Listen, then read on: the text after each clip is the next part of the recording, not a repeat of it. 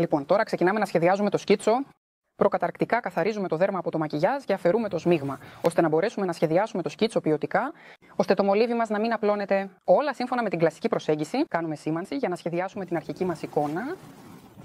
Για να σχεδιάσουμε την αρχική μας εικόνα, προκαταρκτικά έχω κάνει τη σήμανση και τώρα θα σχεδιάσω το σχέδιο. Η ομορφιά της ελοπίας έγκυται στο ότι έχουμε ένα καθαρό φύλλο πάνω στο οποίο μπορούμε να υλοποιήσουμε σχέδιο μας. Μέσα στα λογικά πλαίσια, όταν δουλεύουμε με την ελοπία, είναι σημαντικό να κατανοούμε τι. Δεν υπάρχει τριχοφυΐα και πρέπει να βρούμε από πού να ξεκινήσουμε. Δηλαδή, σε αυτή τη συγκεκριμένη περίπτωση έχουμε ένα παλιό τατουάζ.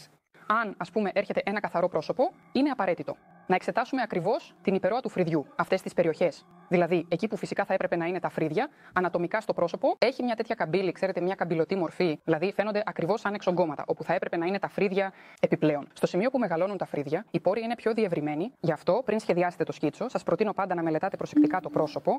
Και ήδη μετά από αυτό να κάνετε αυτή τη σήμανση, ώστε να τοποθετήσετε τα φρύδια στη σωστή τους θέση. Ξαφνικά από κάποια σύμπτωση δεν τα σχεδιάσατε στο μέτωπο